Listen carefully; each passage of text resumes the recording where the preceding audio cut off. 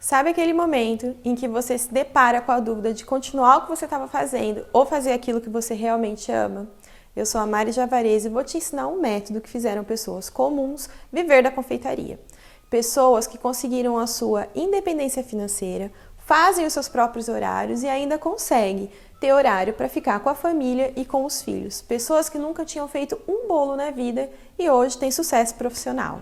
E se você já é confeiteira, essa é a sua oportunidade de aprender novas técnicas, se destacar no mercado, diversificar o seu cardápio, aumentar os seus clientes e com isso aumentar suas encomendas. Vem comigo que eu vou te mostrar. E nesse vídeo nós vamos fazer a finalização do bolo, a decoração e eu vou tirar mais algumas dúvidas com relação ao chocolate. Se você não assistiu o vídeo 1 e o vídeo 2, eu te aconselho a voltar lá no começo e assistir. No vídeo 1, eu expliquei sobre as vantagens de trabalhar com chocolate e te ensinei a fazer uma massa saborosa, estruturada e úmida. No vídeo 2, a gente falou sobre a montagem, estrutura, recheio e eu tirei várias dúvidas dos principais erros na hora aí da montagem desse tipo de bolo. E eu tô aqui também para agradecer todos os comentários que eu recebi. Procurei responder a maior quantidade de comentários possíveis. E aproveite, se você ainda tiver dúvida, deixa seu comentário lá, deixa sua dúvida aqui embaixo que eu vou responder tudo. Bom, então agora nós vamos para a parte de finalizar o bolo, poder fazer a blindagem e a decoração final.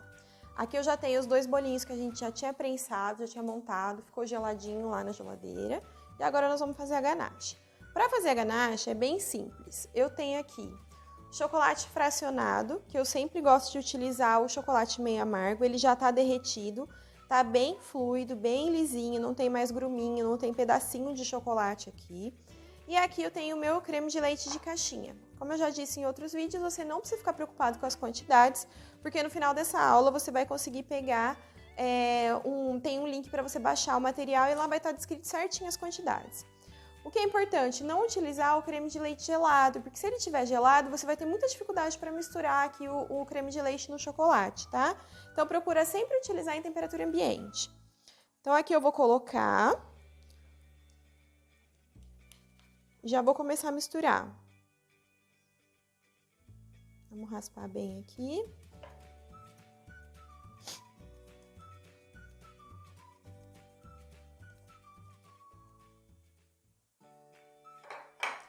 E aqui a gente vai começar a misturar.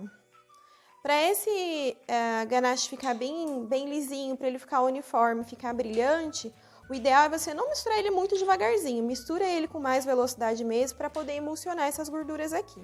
Se você perceber que conforme você está misturando, principalmente se você tiver um dia que está um pouquinho mais frio, ele começar a ficar muito firme, ele começar a endurecer, ficar ruim, difícil para trabalhar, para misturar, não tem problema, é só levar para o micro-ondas de volta 10 segundos. A gente nunca pode aquecer a ganache por muito tempo, tá? Então, cada vez que eu precisar levar no micro-ondas, vai ser assim, 10 segundinhos eu movimento, mais 10 segundinhos eu movimento novamente. A minha aqui hoje, onde eu tô, tá bem friozinho. Ela já nem ficou líquida, ela já tá bem pastosa, mas ela não tá uma ganache líquida, ela tá uma ganache toda picadinha. E eu prefiro trabalhar com uma ganache mais líquida, para ela ficar bem emulsionada, mais lisa, mais brilhante. Então, aqui eu vou precisar levar para o micro-ondas para dar um bom acabamento nessa ganache. Então, aqui nós vamos colocar 10 segundos. Toma cuidado com esse tempo, porque a ganache é fácil para queimar, é rápido. Então, vou colocar aqui.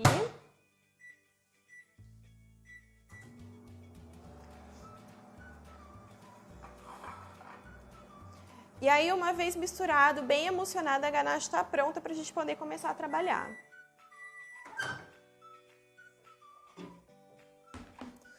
Vamos ver se ela já deu uma amolecida para poder misturar. Ela tá bem firme ainda. Só que antes de eu levar no micro-ondas de novo, eu tenho que misturar para não correr o risco de queimar. Igual quando a gente faz para derreter chocolate.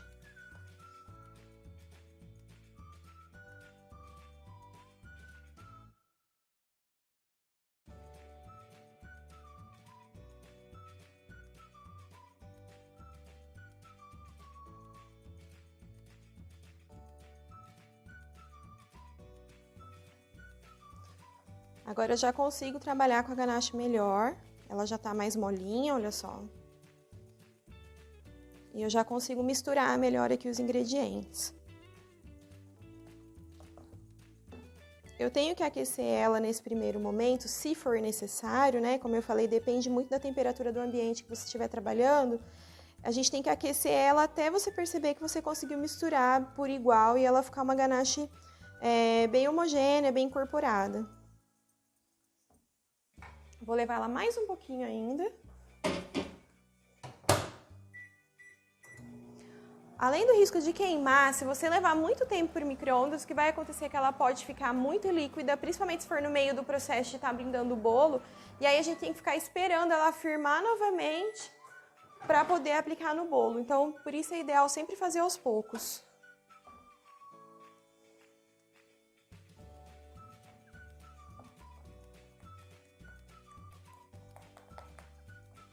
E pode mexer ela com bastante velocidade.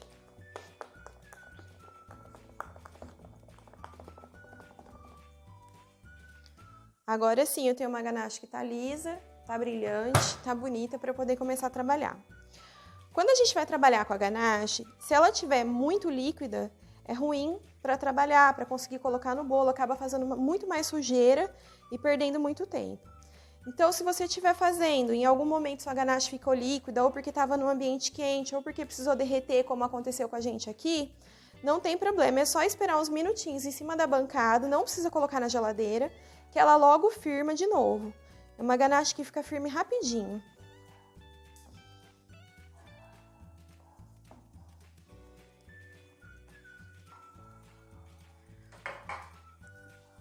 Agora nós temos então os bolinhos aqui, e eu tenho aqui discos para eu poder usar para blindar o bolo. Aqui eu tenho um de madeira e aqui eu tenho um de acrílico. Tanto faz o disco que eu vou usar, ele poderia inclusive ser de isopor, se ele não for um isopor muito fininho, você consegue usar o de isopor sem problema nenhum.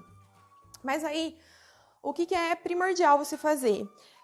Mesmo sendo esse aqui, porque é de madeira, né, para ficar higiênico, a gente vai passar um plástico em volta dele, mas mesmo sendo disco de acrílico, é importante você passar um filme plástico ou um saquinho para ele, na hora que a gente colocar a ganache aqui, que eu precisar retirar ele descolar. Se eu não coloco nada, eu preciso ficar colocando a faquinha, pode ser que na hora de puxar ele quebre. Então, para você não ter problema, eu sempre indico colocar ou um saquinho ou um papel manteiga no disco, tá? Esse disco, lembrando, então, ele tem que ser 1 centímetro maior que o meu bolo. Então, no caso desse bolo, ele tem 15 centímetros de diâmetro. Os meus discos têm 16 centímetros, tá? Porque esse 1 centímetro a mais vai me deixar uma margem de meio centímetro para cada lado e é justamente onde a gente vai encaixar a ganache ali. Então, vai ficar uma ganache fina, porém, uma espessura que fique segura. Vamos desembalar aqui, então.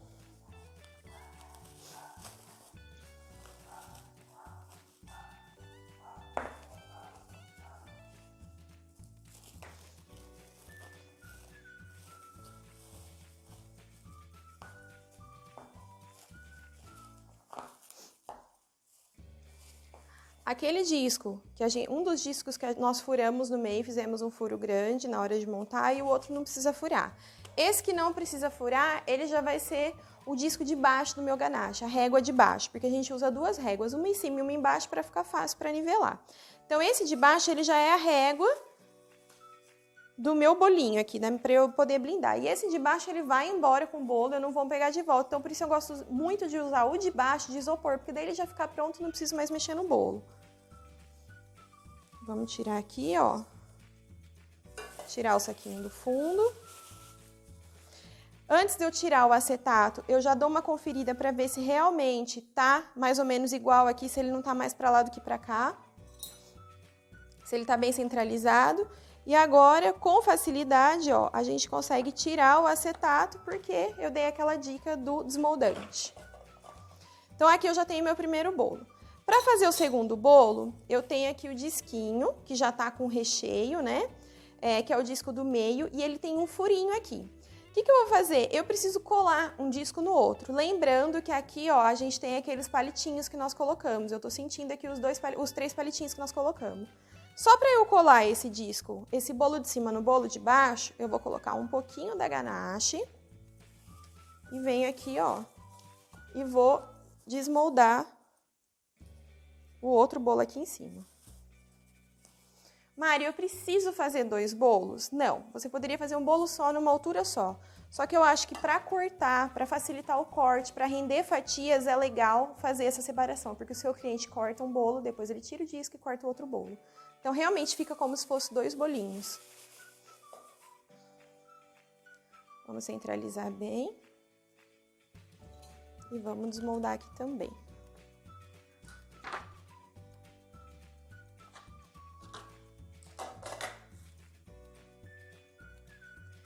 E agora aqui, eu ainda tenho mais 2 palitos, esses são palitos de pirulito, são palitos mais longos, que são eles que eu vou atravessar de cima e embaixo. Por que que eu vou usar esse de pirulito e não estou utilizando aquele palito mais grosso para a estrutura de bolo de andar? Porque nesse caso o bolo é muito pequeno, então eu prefiro não utilizar um palito tão grosso para colocar no meio do bolo, eu prefiro utilizar 2 juntinhos desse de pirulito. Se o bolo fosse maior, aí eu já utilizaria o central, aquele mais largo, que é mesmo para bolo de andar, que a gente encontra facilmente para comprar nas lojas de confeitaria, um branquinho, né? Então, ó, vou colocar os 2 aqui.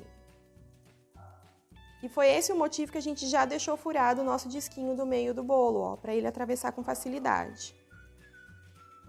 Apertei até lá embaixo, meu bolo tá seguro, eu vou cortar esse excesso aqui agora.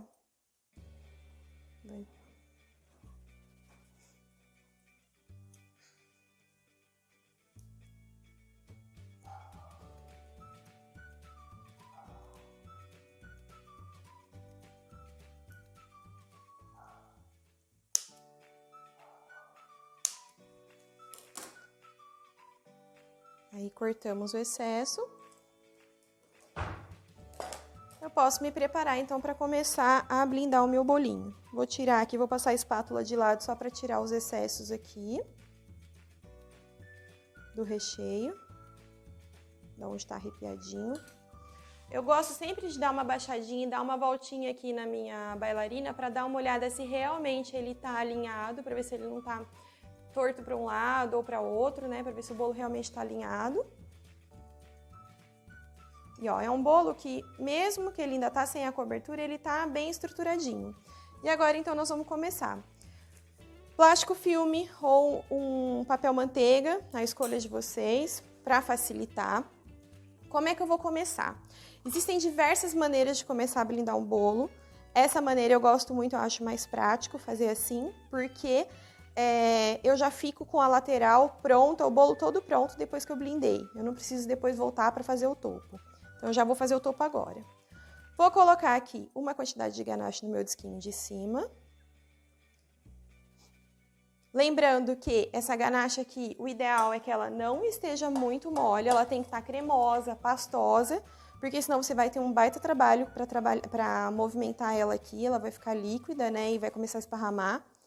E aqui, a gente precisa de uma casquinha que não precisa ser tão grossa, mas também não pode ser tão fina, porque eu preciso ter uma margem de segurança, afinal de contas é o topo do nosso bolo.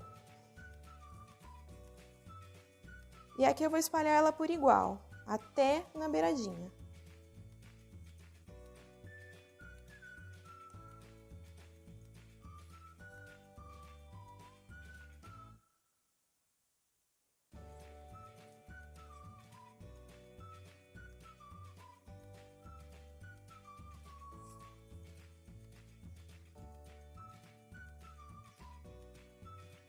Coloquei uma camada aqui, então, tá dividido por igual. Eu venho aqui no topo do meu bolo e já coloco aqui, deixa eu trazer o bolo pra cá, e vou centralizar esse disco.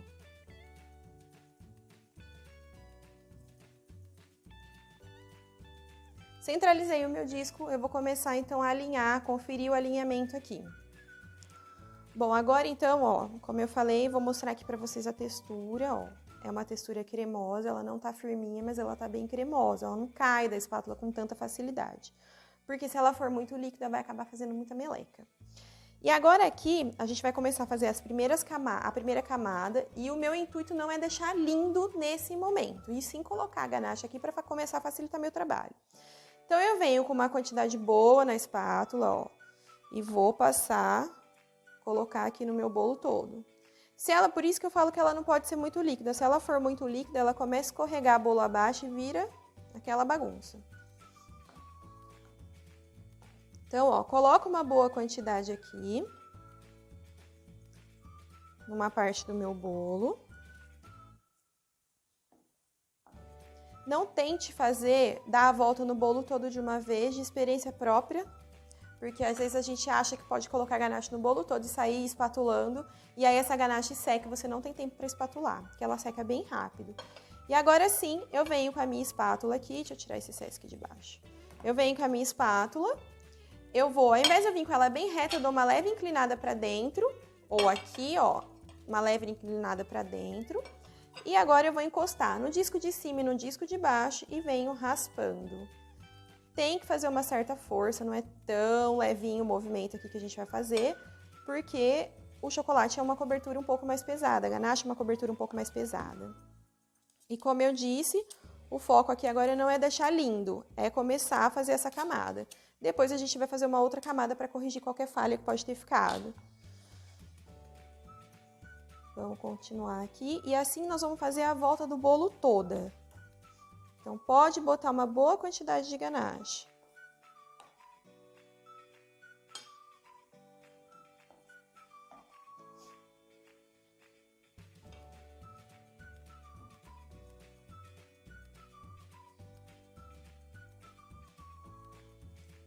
E vamos de novo com a espátula, ó. Fique atento quando você for fazer isso, se a altura da sua espátula vai ser suficiente para a altura do seu bolo. Se você for fazer um dupla altura, por exemplo, tem que ficar bem atento a essa questão.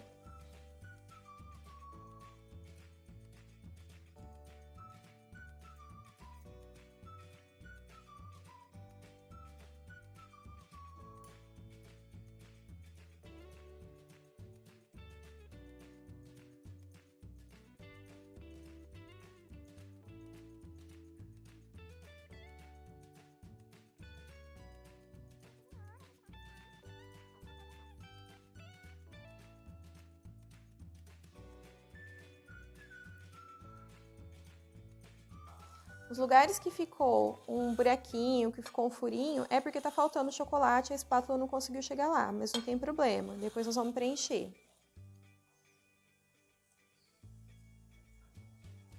A gente volta aqui de novo.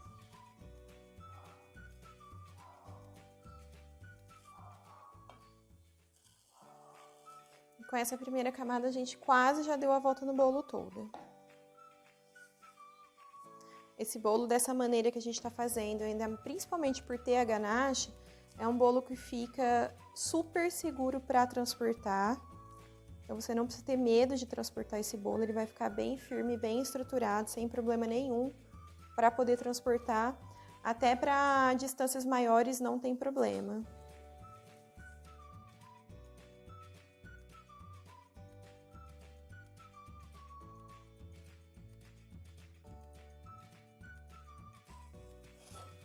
Agora, onde ficou os buraquinhos, nós vamos voltar preenchendo com ganache para poder raspar e começar, assim, agora a se preocupar com a aparência do bolo.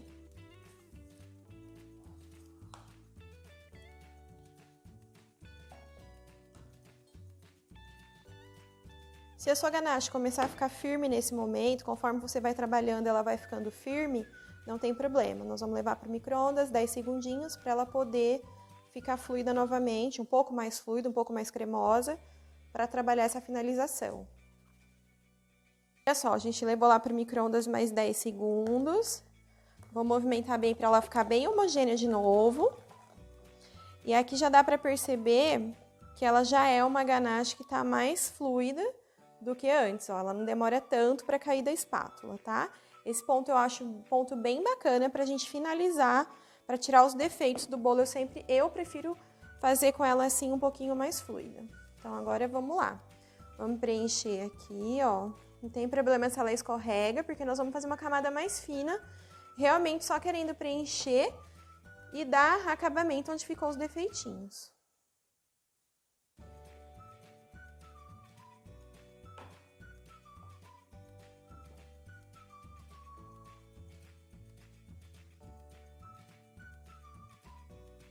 Ó, colocamos uma parte aqui com uma camada bem mais fina do que a anterior, nós vamos vir raspando.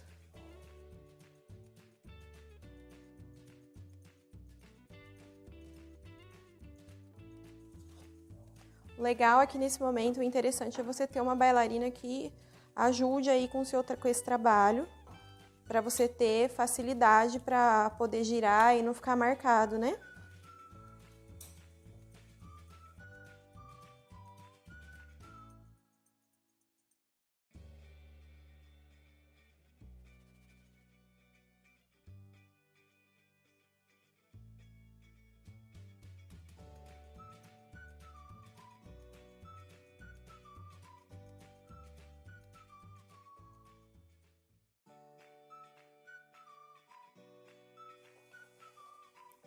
E agora aqui, a quantidade de camadas que a gente vai colocar e vai ficar raspando para fazer o acabamento é até chegar no ponto que a gente vê que ficou bem lisinho ou que ficou a seu gosto. O meu aqui eu ainda vou fazer mais algumas camadas para poder tirar ainda alguns detalhes que eu quero que ele fique mais liso.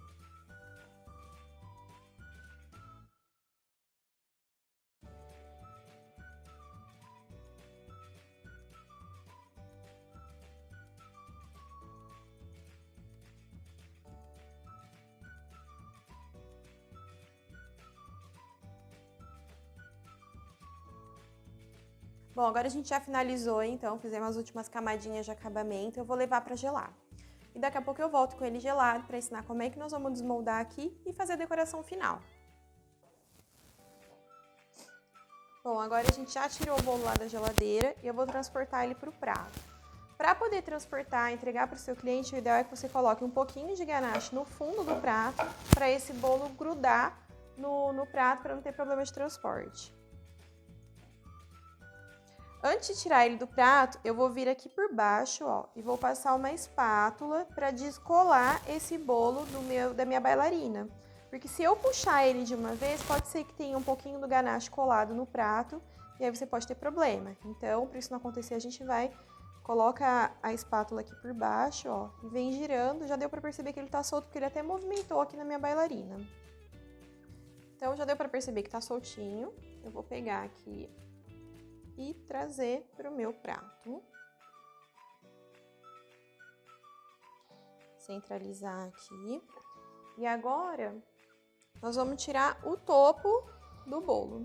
Então, o que eu vou fazer? Ao invés de eu puxar aqui, sem ter, assim, muito cuidado, e a gente não sabe se tá bom, principalmente para quem vai fazer a primeira vez, pode ser que esse plástico, que esse topo não esteja seco. Então, eu te aconselho primeiro a fazer da maneira que nós vamos fazer aqui para ter mais segurança. Então, o que eu vou fazer aqui?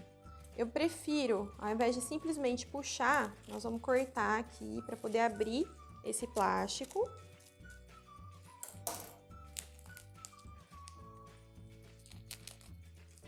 E aí eu viro ele aqui para baixo, ó, e eu vou tirar o meu disco daqui de cima. E assim eu consigo conferir se realmente tá sequinho aqui em cima, se por acaso ele ainda tá um pouco úmido, dá tempo de voltar para a geladeira para arrumar. E aí eu aproveito, vendo que tá seco, que tá direitinho, eu aproveito e já passo o meu dedo aqui, ó, bem na quina, para desmanchar essa bordazinha que ficou ali, que sobrou aquela rebarbazinha. Então eu já passo a minha mão aqui, ó, para desmanchar essa rebarba. Se você achar que ficou muito grande a rebarba, você ainda pode passar um estilete ou uma faquinha aqui, mas não tem necessidade que com a mão a gente também consegue fazer isso. E aí, estando tudo certo, tudo direitinho, a gente já pode puxar o plástico. Como que eu sei se está no ponto? Na hora que eu puxo o plástico, eu consigo ver se o plástico está saindo limpinho ou não. Se ele não estiver saindo limpinho, é porque ainda está molhado. Você puxa uma beiradinha, dá uma olhada, confere e pode voltar para a geladeira se precisar. Então, nós vamos puxar aqui, ó. Aqui o nosso já está sequinho. E aí, a gente tem um topo que já está pronto, a quina que já está feita, não precisa ficar repassando várias vezes. Eu acho essa maneira bem prática para blindar o bolo. Vou só passar a minha mão aqui, ó, para dar um acabamentozinho na quina. E a gente já pode começar a decorar. Nosso bolo já está montado, estruturado direitinho. E agora nós vamos começar a fazer a parte da decoração. E aí, para fazer a parte da decoração, eu vou utilizar umas forminhas, daquelas de 3 partes, que a gente fala forminhas de silicone. que são as forminhas para fazer as esferas, tá? Existem aí alguns tamanhos e aí de acordo com cada tamanho do bolo ou da decoração da tua necessidade é a forminha que você vai usar. Aqui eu tô utilizando a de 40 milímetros e a de 25 milímetros. Lembrando que essa de 25 milímetros ela tem um lado que é achatadinho, então de repente se você quiser utilizar os lados achatadinhos para aproveitar essas forminhas e fechar a bolinha, a gente vai deixar esse lado achatadinho para trás para ficar bem redondinho, para dar o efeito que a gente quer de balões, de bexigas e tal. E aí, eu tenho aqui alguns corantes também. Eu tenho aqui corante para chocolate, que esse daqui, ele parece uma manteigazinha colorida. E eu tenho um pó aveludado, que é também, entre outras utilidades, ele também pode ser utilizado para colorir chocolate. É bem legal colorir chocolate com esse tipo de corante aqui, com esse pó aveludado. Existem outros corantes para chocolate. O que a gente precisa saber quando vai trabalhar com chocolate? Se eu usar um pó que é hidrossolúvel, que é solúvel em água, eu não vou conseguir dissolver ele direito no meu chocolate. E se eu utilizar um corante que é a base d'água, como por exemplo os corantes em gel, a hora que eu pingar no meu chocolate, ao invés dele colorir, vai dar tudo errado e meu chocolate vai empastar, tá? Então, pra gente colorir chocolate especificamente, eu preciso de corantes que sejam lipossolúveis, que é o solúvel em gordura, ou corantes que tenham essa base de manteiga, como é o caso desse aqui, de uma gordurazinha, uma manteigazinha, que é específico para colorir chocolate. Existe aí no mercado diversos tipos de corantes para chocolate e eu gosto muito de utilizar esses aqui. Como nós estamos fazendo um bolo que tem uma decoração de um desenho, uma pegada infantil, eu vou fazer várias cores dessas esferas, dessas bolinhas, que é justamente para lembrar vários balõezinhos, um cacho de balõezinhos todo coloridinho. E eu vou fazer em 2 tamanhos também para dar aquele efeito de balão menor e maior, para dar um efeito de distância na decoração do nosso bolo. Então, para começar, eu vou derreter o chocolate branco. Aqui eu estou utilizando o chocolate fracionado, cobertura, não é chocolate nobre, porque se eu fosse utilizar chocolate nobre eu teria que temperar. Como é só para decoração do bolo, não tem nenhuma necessidade da gente ficar derretendo chocolate, temperando e tal. E eu também preciso de um chocolate que suporte uma temperatura mais alta, que tenha uma maior estabilidade em alta temperatura, para eu poder manipular esse chocolate até montar o bolo, depois ele ficar na festa, enfim. É melhor utilizar o branco fracionado para essa situação do que um chocolate nobre. Para derreter chocolate branco, e aí a gente entra naquela questão dos problemas de trabalhar com chocolate, problemas de derretimento, dúvidas que a gente tem do pessoal que trabalha com chocolate. A primeira coisa que eu tenho para te dizer é, se for no micro-ondas, faça sempre em vasilha de plástico, não utilize vidro em forma nenhuma. Se você utiliza vidro, por mais que você tome cuidado com a potência do seu micro-ondas, ou por mais que você tome cuidado com o tempo do teu micro-ondas, na vasilha de vidro, o próprio vidro ele vai aquecer muito, né? E aí ele acaba queimando o chocolate. Quem nunca teve o problema de levar alguma coisa de vidro para o micro-ondas e na hora de tirar você tem que tomar cuidado porque senão queima até as mãos. O chocolate não suporta essa alta temperatura. Para vocês terem uma ideia, é claro que quando eu vou trabalhar com um chocolate fracionado eu não tenho necessidade de utilizar o termômetro, mas só para conhecimento. Para você ter uma ideia, quando você vai derreter chocolate, seja ele fracionado ou nobre, branco, preto, enfim, qualquer um, eu não posso passar de 50 graus. Isso quando eu falo do chocolate meio amargo. Quando eu falo de chocolate branco, eu não posso passar de 45. Eu aconselhável mesmo é no máximo 40. Eu gosto de trabalhar numa temperatura de 40 graus. E aí, para você ter um parâmetro aí, Mari, mas eu não tenho termômetro, não preciso ter. E quanto é 40, 45, 50 graus? Sabe quando a gente faz aquele leite morninho para dar para uma criança tomar, ou que a gente vai tomar um leite que ele é morninho e você consegue, apesar de ser morninho, ele é suportável para você beber? Pois é, aquele leite já tem mais ou menos uns 60 graus. A temperatura, por exemplo, de uma água, quando ela está fervendo, ponto de ebulição, são 100 graus. Então, por isso também eu não posso derreter chocolate em banho-maria com água fervente. O meu chocolate não pode encostar na água fervendo, porque a água vai estar fervendo a 100 graus. E o meu chocolate não suporta mais do que 50 graus. E o branco não suporta mais que 45, tá? Então, no micro-ondas, como é que eu vou fazer isso aqui? Eu vou levar para o meu micro-ondas sempre na potência média e quando é branco, de 30 em 30 segundos. Quando é escuro, a gente até consegue chegar um pouquinho mais ali até 1 minuto, mas sempre na potência média. Se for no banho-maria, o que eu preciso saber? Que eu não posso, então, encostar a água que vai ferver no meu chocolate para não queimar. Banho-maria, o que derrete chocolate é vapor, tá? Então, vamos levar lá para o micro-ondas. E olha só, derretemos o nosso chocolate após alguns intervalos de 30 segundos na potência média. O que é importante você saber? Quando sobra uns últimos pedacinhos bem pequenininhos no teu pote, o ideal é você não levar de volta para o micro-ondas quando a gente fala de chocolate branco. Porque às vezes ele já está num ponto bom, que só de mexer com a espátula você consegue dissolver aqueles pedacinhos e aí você volta para o micro-ondas. Naqueles 30 segundos que você volta para o micro-ondas, ele pode passar de repente até 5, 10 graus a temperatura e é a hora que queima. E quem nunca queimou chocolate, né? Quando a gente vai derretendo, quanto mais a gente derrete, ao invés de ir amolecendo e ficando líquido, ele vai empastando. E aí, quando empasta, não tem o que fazer, né? Principalmente chocolate fracionado. Então, tem que tomar cuidado para não perder produto, tá?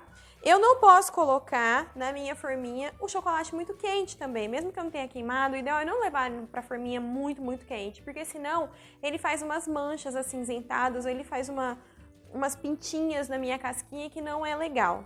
Eu tenho certeza que também já deve ter acontecido com várias pessoas que estão me assistindo. Então, não leve o chocolate para a forminha muito quente. O meu aqui tá numa temperatura assim super tranquila, um morninho bem friozinho. E agora eu vou distribuir em alguns potinhos para poder começar a colorir. Então aqui eu já peguei um pouquinho do nosso chocolate, já coloquei aqui no potinho. E aí eu vou começar com o vermelho, que eu sei que tem um montão de gente aí que fica se perguntando como que eu vou fazer para colorir chocolate de vermelho. Então, ó, com esse pozinho, vou colocar uma quantidade do pozinho aqui. É claro que a gente já sabe que para colorir chocolate de cor escura, qualquer coisa que você vai colorir de cor escura, você precisa colocar uma boa quantidade de corante. Então, nós vamos começar aqui com uma quantidadezinha e vamos movimentar aqui para colorir de vermelho. É natural, quando a gente trabalha com corante em pó, ele ficar com umas pintinhas, que conforme a gente vai movimentando, essas pintinhas começam a se desfazer. Se você tiver dificuldade quando você estiver colorindo chocolate, você vê que essas pintinhas ainda estão lá, teimando ali, é só deixar um pouquinho descansar e depois movimentar ele de novo, que o corante começa a se dissolver com facilidade. Então, ó, com aquele pouquinho que eu coloquei, ele já chegou numa cor bacana. É claro que quando ele esfriar, que ele estiver um pouquinho descansado, ele vai ficar um pouquinho mais colorido do que isso, mas eu ainda quero ele um pouquinho mais vermelho. Só que eu só vou acrescentar corante aqui quando eu tiver certeza que todas aquelas pintinhas dissolveram e ele tá bem misturado, para não ficar acrescentando corante sem necessidade.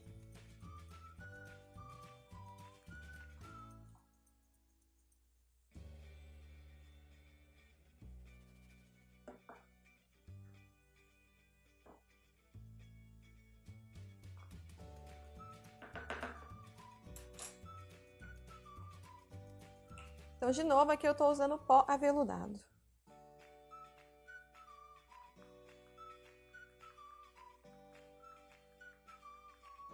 E agora sim, eu já tenho um chocolate bem vermelhinho. E descansando, ele vai ficar ainda mais vermelho e mais escurinho. Olha só, chocolate vermelho sem nenhuma dificuldade. E assim você pode fazer com todas as cores. Eu vou fazer algumas cores aqui, então, para ficar bem coloridinho como nós falamos.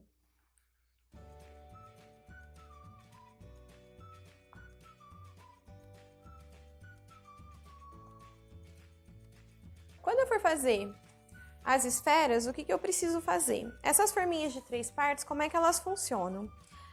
A parte de fora dela, deixa eu tirar aqui o silicone. A parte de fora dessa forminha, ela sempre tem, independente do modelo que você estiver trabalhando, ela sempre tem uma marcação. Essa marcação é para eu saber até onde eu tenho que colocar de chocolate nela.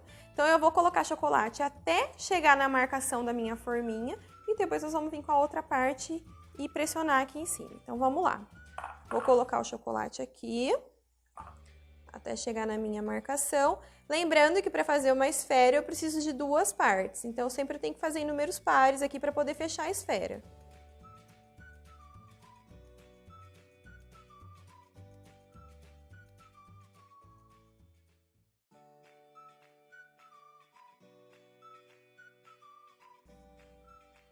Chegou na marcação, eu vou dar uma batidinha para tirar o ar. Vou ver aqui, ó, elas vêm com um furinho para ficar penduradinho, então eu vou colocar furinho com furinho. Já tá com a partezinha de silicone aqui, vou colocar tudo aqui por cima. E na hora de fechar eu não vou ficar apertando o centro da minha esfera, eu só vou apertar a forminha por igual, como um todo. Vou virar ela aqui para o outro lado e vou passar o meu dedo, ó, ao redor de cada uma dessas esferas, para ter certeza que eu não tô deixando nenhuma casquinha muito fininha na hora de desmoldar, quebrar. E do jeito que tá aqui, nós vamos levar para a geladeira. Eu vou repetir o processo com outras cores e vou fazer também com essa aqui pequenininha. Essa pequenininha, como eu falei, ela é a forminha com furo, mas ele só vai fazer o furo se eu pressionar bastante a minha forminha no meio. Como eu não vou pressionar no meio, eu vou ter bolinhas que vai de um lado ficar achatadinha, mas não tem problema nenhum. Então, ó, vou fazer algumas aqui também.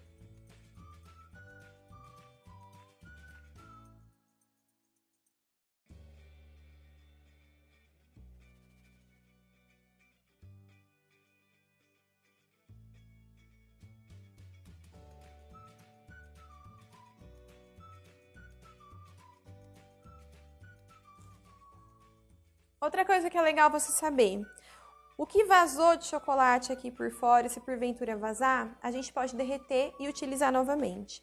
E aí, para você aproveitar material, não desperdiçar produto, você pode saber que se você misturar cores, você consegue chegar numa terceira cor. Então, por exemplo, se eu tiver um restinho de amarelo, de vermelho, eu posso misturar mais um pouquinho de branco, pôr um pinguinho de amarelo e eu já tenho chocolate laranja. Então, eu não perco aquele chocolate que eu tenho colorido e utilizo ele para fazer uma segunda, uma terceira cor, conforme for a minha mistura.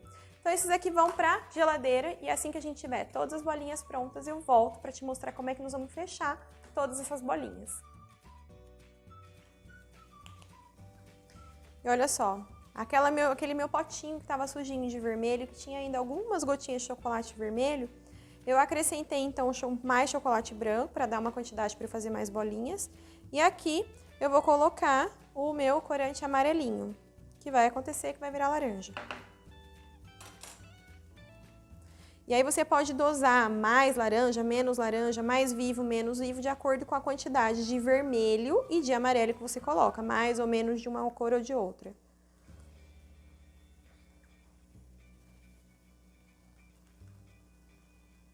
E aqui eu já tenho um laranja, ó. Então é uma maneira também de não perder produto, não gastar tempo e nem perder tempo lavando um monte de potinho sem necessidade. Bom, e agora nós vamos fazer o fechamento dessas bolinhas. Como é que a gente vai fechar essa esfera? Eu coloquei a luva porque quando a gente vai trabalhar com chocolate, a gente ficar pegando ele o tempo todo com as mãos, ele acaba marcando a digital de quem está manipulando o chocolate. Então, olha só, vou pegar aqui as duas bolinhas da mesma cor, vamos passar aqui em cima do papel manteiga com uma assadeira embaixo que está quente. Eu vou unir as duas bolinhas e vou aproveitar que eu tenho aqui a forminha que a gente usou para fazer as bolinhas e vou colocá-las aqui e esperar ela secar e fechar. Então aproveita a forminha para isso. No lugar da assadeira quente, se você não tiver se você quiser usar uma frigideira ou qualquer outra coisa assim, não tem problema. Por que eu coloco o papel manteiga em cima? Porque se esse chocolate ficar encostado ali naquela assadeira, naquela superfície muito quente, sem o papel ele começa a queimar e aí vai dando vários problemas. Então é bem mais fácil, mas melhor para manipular o chocolate dessa maneira. E assim nós vamos fechar todas as esferas. Olha só, derreteu o chocolate dos dois lados, eu encosto, centralizo bonitinho e ponho elas aqui na forminha para descansar. Vou fazer isso com todas essas esferas aqui.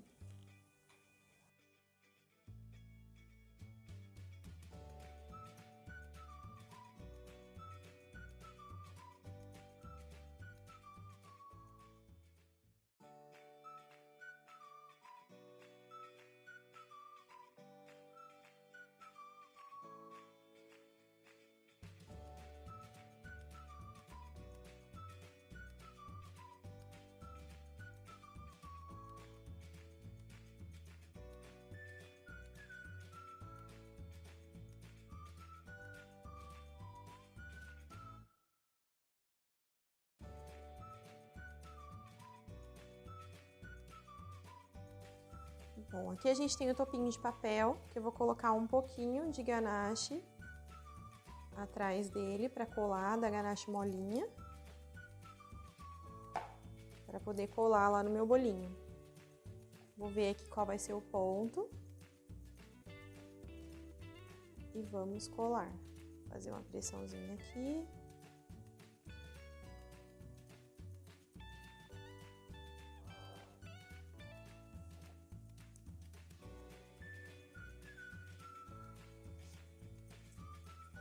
Tem aqui também umas nuvenzinhas que eu vou colocar aqui para complementar, ó. Tudo colado com um pouquinho da ganache mais molinha.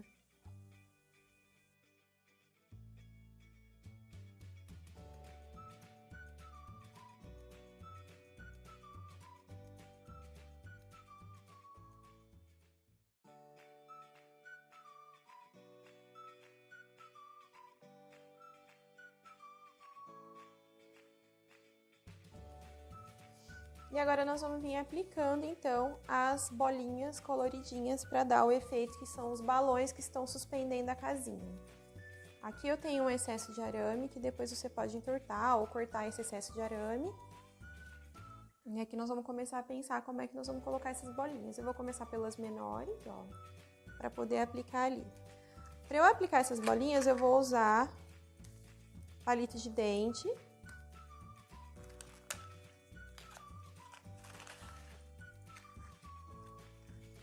Que eu posso simplesmente definir um ponto da bolinha, furar aqui, ó, fazendo um movimento de parafuso para ela não quebrar.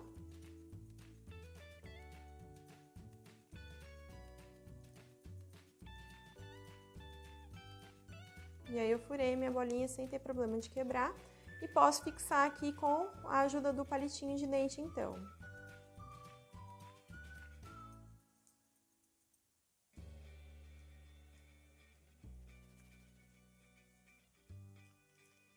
E agora aqui fazendo um jogo de cores e vendo como é que a gente prefere, como é que cada um prefere aí montar esses balõezinhos.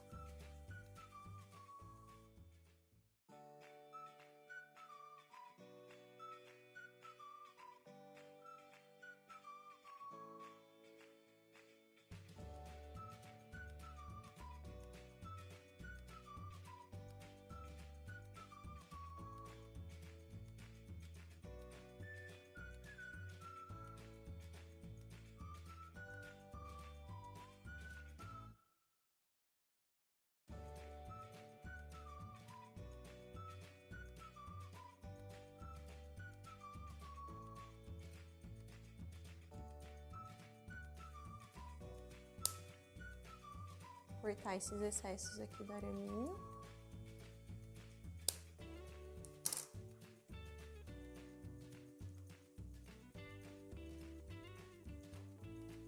E aqui a gente vai montando conforme as cores. Vamos colocando aqui.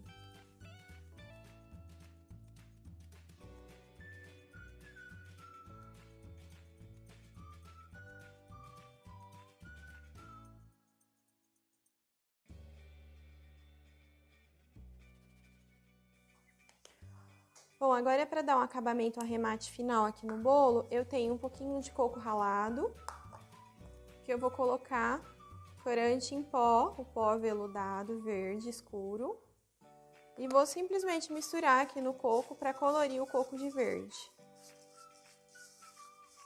Eu também posso fazer isso com corante em gel, que também dá certo.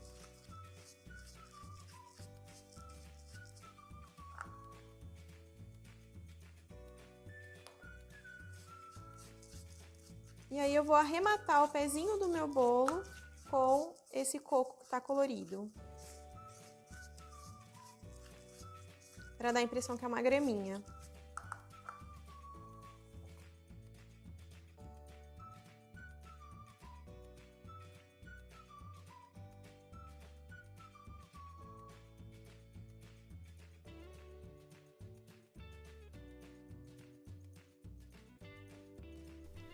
Então agora que seu bolo já tá pronto, já tá decorado, as bolinhas a gente vai organizar da maneira, você pode organizar da maneira que você preferir, cola algumas, coloca palitinho em outras, maiores, menores, aí vai de acordo com a criatividade de cada um.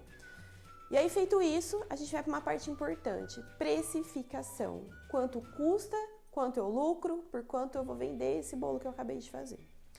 Então, há diversas maneiras da gente fazer a conta da precificação. A maneira que eu vou explicar para vocês aqui, ela não é a melhor maneira possível, a mais detalhada possível, mas ela te dá uma boa direção, uma boa ideia do rumo que você pode tomar sem ter prejuízo, que é o principal. Se fosse para a gente detalhar realmente a aula da precificação, a gente ia perder muito tempo aqui só falando sobre precificação e esse workshop poderia ser só isso, tá? Então, como é que nós vamos fazer essa conta? O que eu preciso saber primeiro é quanto custa o meu bolo para mim.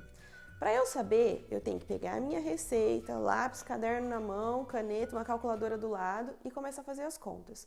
Quanto eu gastei de farinha? Então, por exemplo, se 1 kg de farinha custa X, quantos gramas eu utilizei? Quanto aqueles gramas custam dentro de 1 kg de farinha?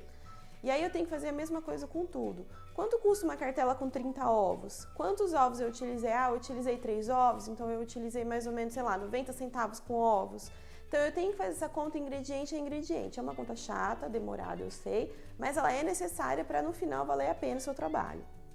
Então, você vai calcular tudo isso e no final, aqui para minha realidade, que eu moro no interior do estado de São Paulo, que tem diferença de valores sim, com relação principalmente a outros estados, por conta de frete, impostos, uma série de coisas.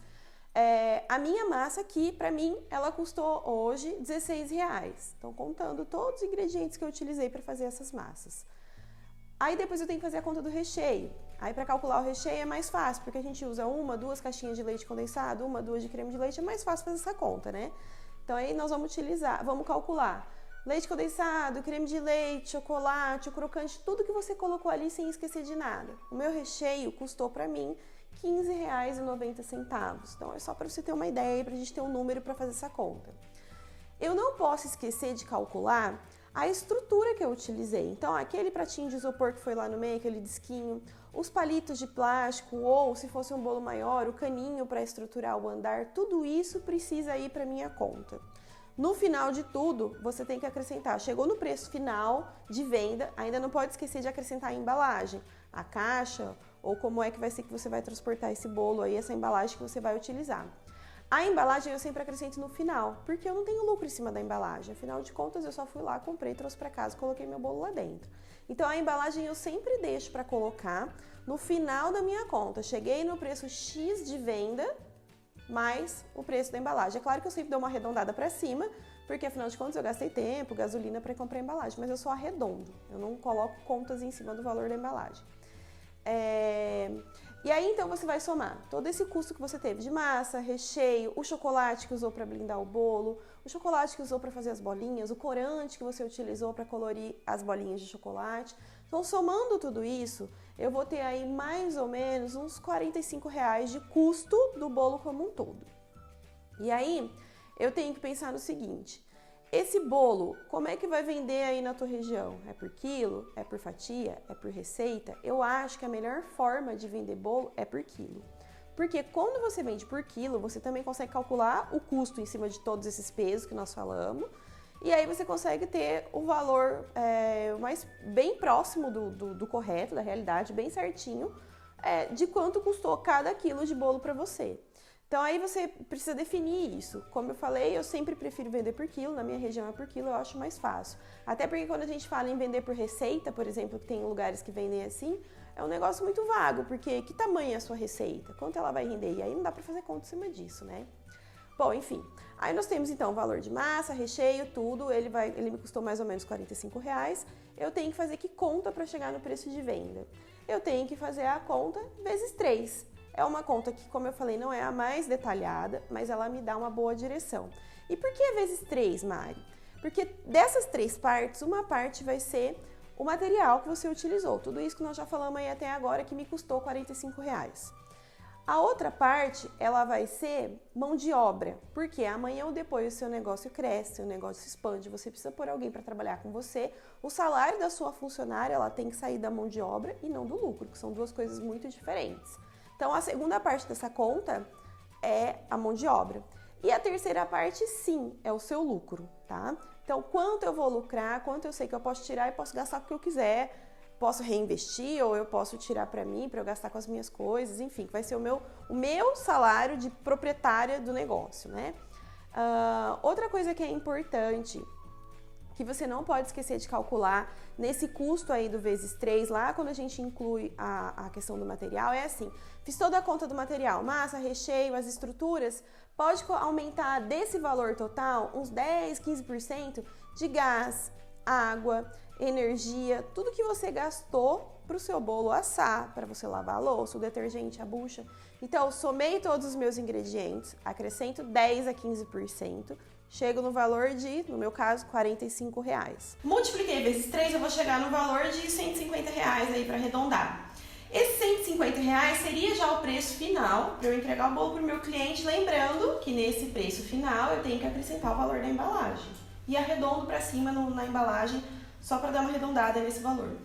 Outra coisa, se eu tenho um topo de bolo, como é o caso do nosso, nós temos umas bolinhas, tá? Colocamos um topo de bolo que está muito em alta, eu paguei por esse topo de bolo, eu tenho que acrescentar no valor final. Eu também vou acrescentar o valor que eu paguei. Então eu vou acrescentar no final de tudo, cheguei no 150, o topo, a embalagem, se tiver mais alguma coisa, sei lá, um lacinho, alguma coisa que você tenha usado, você vai acrescentar no final, tá? Aí cheguei nesse valor, Mari, esse valor tá pronto, posso vender meu bolo dessa maneira? Não. Aí agora você vai chegar no último passo, que é a pesquisa de mercado. O grande problema das pessoas é que elas fazem, ao invés de fazer isso no final, como último passo, o pessoal faz no começo e já tira da pesquisa de mercado o valor de venda do teu bolo. E aí é onde começa a ter problema. Então, o que é essa pesquisa de mercado? Eu tenho que levar em conta a minha concorrente, mas eu tenho que levar em conta se essa concorrente ela vai ter o mesmo tipo de clientela que o meu, o mesmo tipo de trabalho que o meu, se ela faz o mesmo tipo de produto, o mesmo tipo de bolo. Se no nosso caso é um bolo personalizado, temático, não é. E por que eu faço essa pesquisa de mercado? Eu sei que com R$150 eu vou ter lucro, mas aí eu preciso saber quanto na minha região está sendo vendido esse tipo de bolo, porque às vezes eu consigo agregar mais valor ao meu produto, e pode ser que eu consiga sim. Eu mesma não venderia esse bolo por R$150 aqui na minha cidade. Então aí eu tenho que começar a fazer essa pesquisa. Então essa pesquisa é importante fazer no final. Por quê?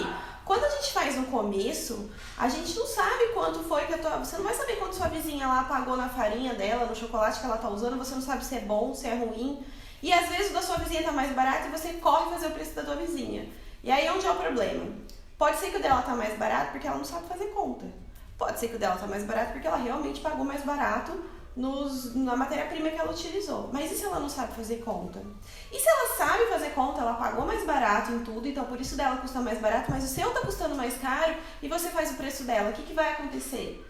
Você vai ter prejuízo, com certeza. Então você precisa fazer o seu custo e aí fazer a pesquisa de mercado, e quando você descobrir quanto em média as outras pessoas vendem nesse valor aí, é que você vai ajustar o teu preço final. Dá para subir um pouquinho?